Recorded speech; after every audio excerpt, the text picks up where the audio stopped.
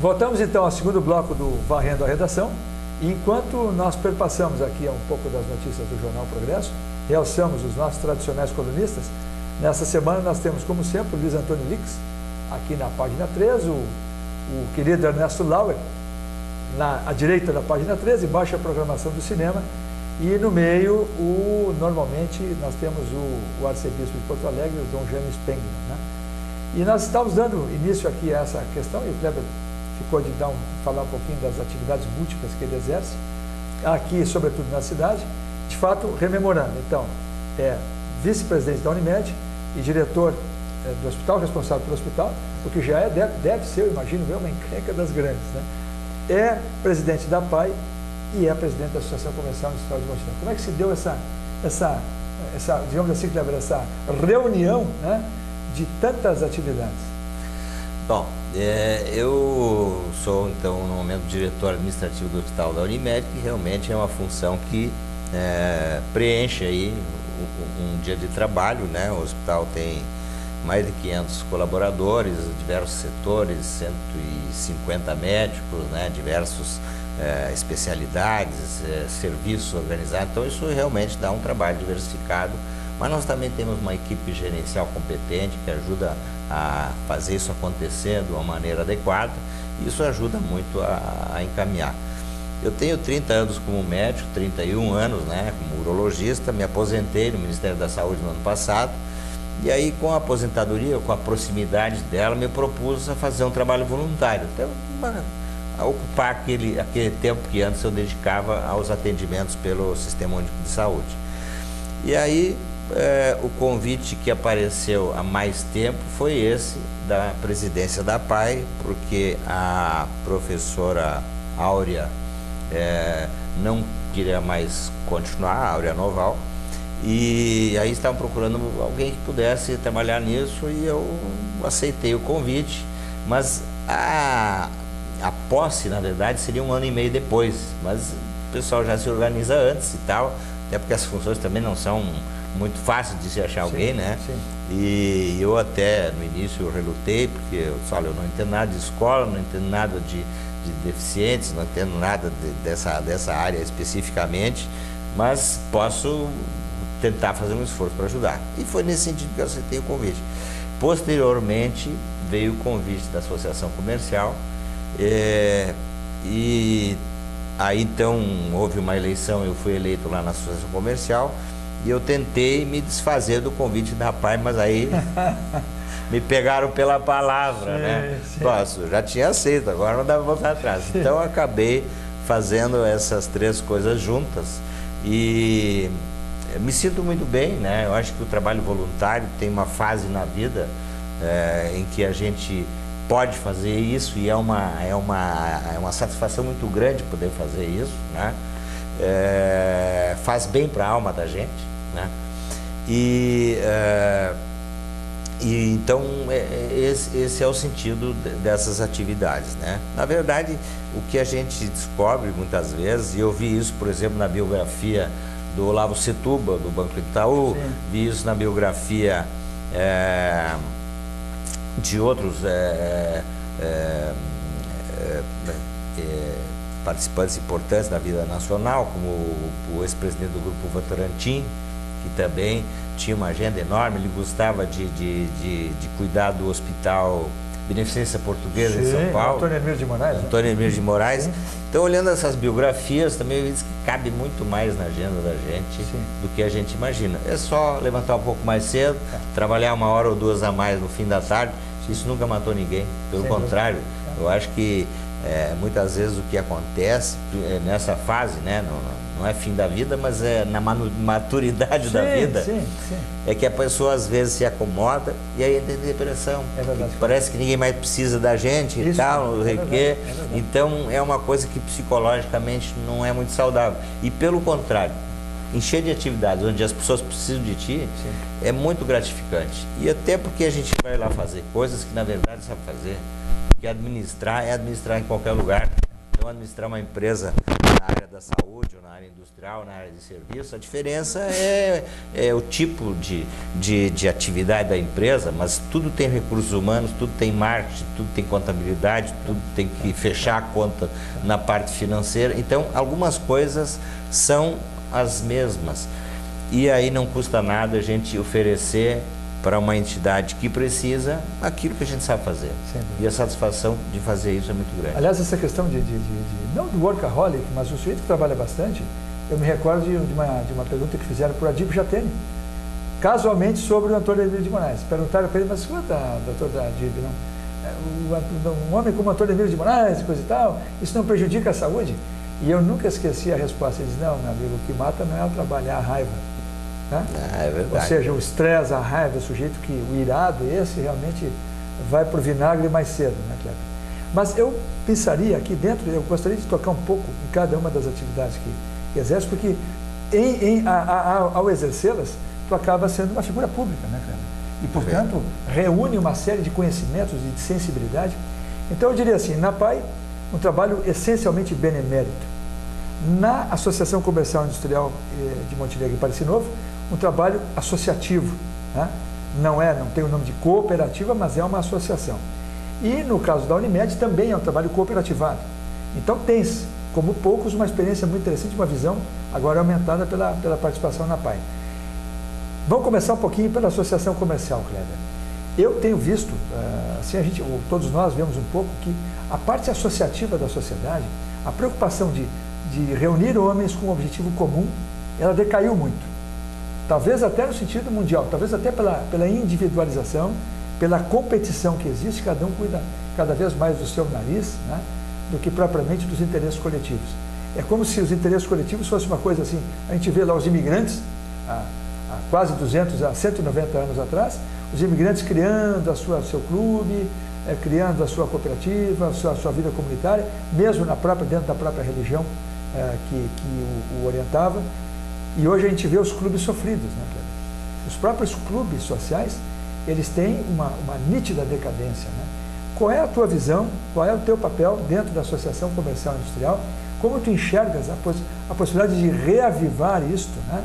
E de tornar a associação um organismo mais vivo e que pareça mais útil aos seus associados? O associativismo, né, na área das empresas, ele tem a sua importância, né? Eu concordo contigo que eu acho que ela já foi maior, né? E hoje também a realidade é outra, quer dizer, a exigência, a competitividade, a mudança constante que existe dentro das empresas exige uma presença, uma atenção muito grande do dirigente, do empresário, né? Ele organiza uma empresa esse ano, daqui a 4, 5 anos mudou todo o mercado. Se ele não adaptar a empresa a essa nova realidade, ele desaparece, a empresa fecha. E o índice de mortalidade de empresas no Brasil, a gente sabe que é alto, né? Muitas empresas não chegam ao 3º ano de funcionamento e já estão encerradas as suas atividades. Então, o que a Associação Comercial pode e está fazendo para que essas coisas tenham uma nova maneira de acontecer? Ela oferece às empresas cursos para que o dirigente, o colaborador, as diversas áreas possam se desenvolver, atua também numa representatividade, porque nós vivemos no país uma situação em que a atuação do Estado sobre as empresas é predatória. Hoje, a carga tributária que as empresas têm suga recursos de uma maneira que é muito forte e que faz com que sobre menos dinheiro para pagar adequadamente a um colaborador. Muito empresário tem absoluta certeza, gostaria de pagar muito mais para o seu colaborador lá na operação. Mas o custo Brasil, as leis sociais, uma série de coisas faz com que o custo seja o dobro daquilo que ele pode efetivamente dar como líquido para o salário. Então nós temos que trabalhar isso. Então essa é uma função, é trabalhar junto com os governos para que as empresas tenham mais capacidade de atuação sem esse peso enorme que o Estado brasileiro representa para cima da empresa. A questão da infraestrutura, né? É só olhar nossas estradas, aeroportos, portos, está tudo precisando ser ampliado, modernizado, avançar em termos de tecnologia, né? A gente que de vez em quando consegue viajar para o exterior, ver coisas acontecendo lá, que a gente tem muita vontade que aconteça no Brasil, mas volta com aquela impressão de que ainda vai levar muitos anos para chegar lá. Então, isto é que dentro da associação comercial se faz e se trabalha exatamente nesse sentido. E também para a própria estrutura da associação comercial poder melhorar. Então, hoje nós estamos trabalhando para que no futuro a gente possa ter uma nova sede, que hoje nós estamos acanhados em espaço. Sim. No segundo andar, acesso por escada, quer dizer, hoje a associação comercial precisa de uma casa nova, com estacionamento, com salas maiores, com recursos de tecnologia modernos. Então, estamos trabalhando nesse sentido.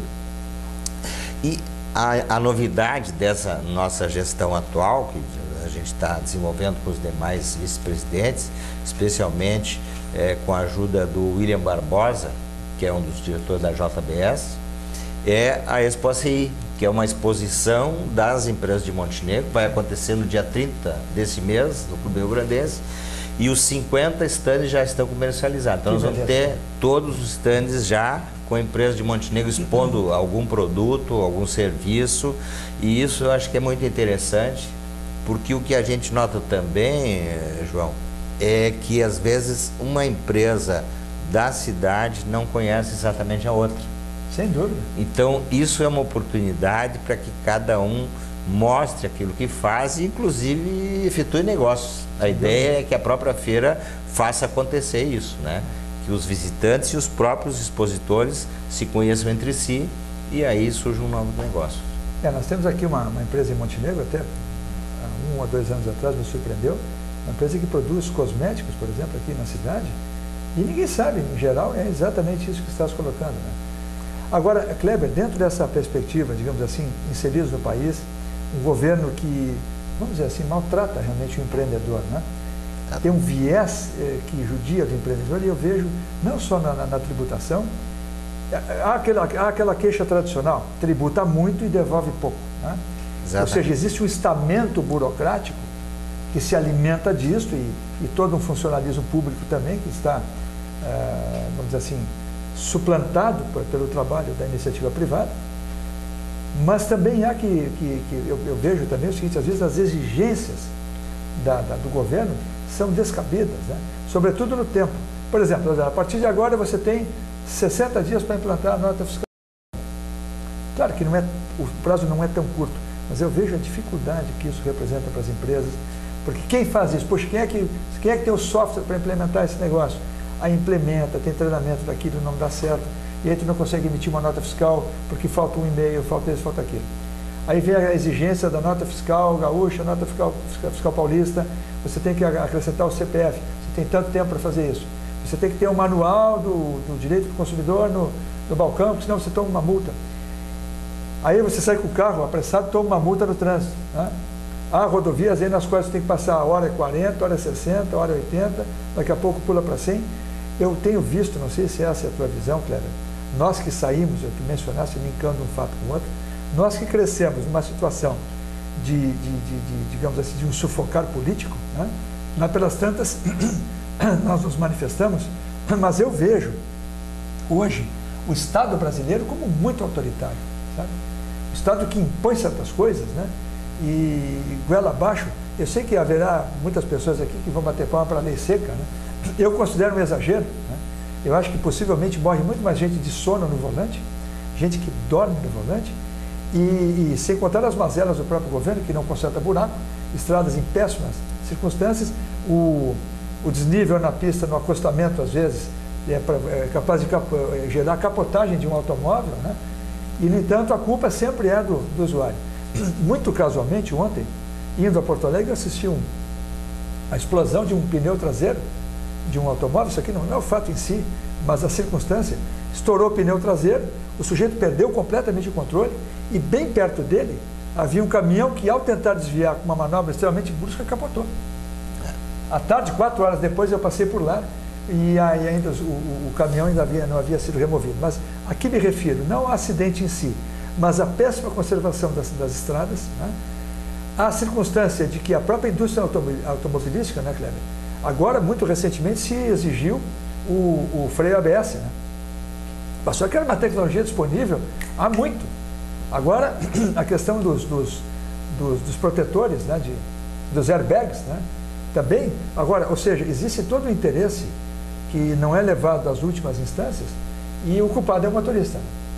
O culpado é sempre ele. Eu acho que essa culpabilização, Kleber, como tu enxergas isso? Né? Eu vejo, acho que como um todo é muito autoritário. Né? É extremamente autoritário e diversos setores se nota isso. Na área dos planos de saúde, por exemplo, que é onde eu trabalho há alguns anos, né?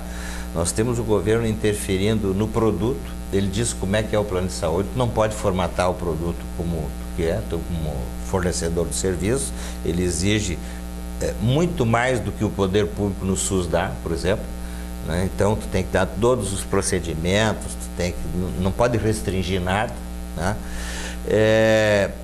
Ao mesmo tempo existe um ressarcimento ao SUS, que é uma coisa até difícil de compreender. Cada vez que um usuário de plano de saúde usar o sistema público de saúde, que essa pessoa tem direito, porque paga seus impostos, sim, o SUS lança uma fatura que o plano de saúde tem que pagar ao governo. Então, é uma transferência de dinheiro para uma função que o Estado já está sendo remunerado e está cobrando os impostos, inclusive do plano de saúde. Então, são coisas complexas de se entender, né? E que fazem com que seja difícil de empreender no país. E eu acho que também, aí vai um outro lado, que está na hora da gente tocar, e é um assunto difícil, que é a questão do paternalismo do governo brasileiro. Né? Hoje a gente tem aí o Bolsa Família, que eu acho que tem a sua função e tal, mas em determinados momentos que vê que é coisa que tem que ser repensadas.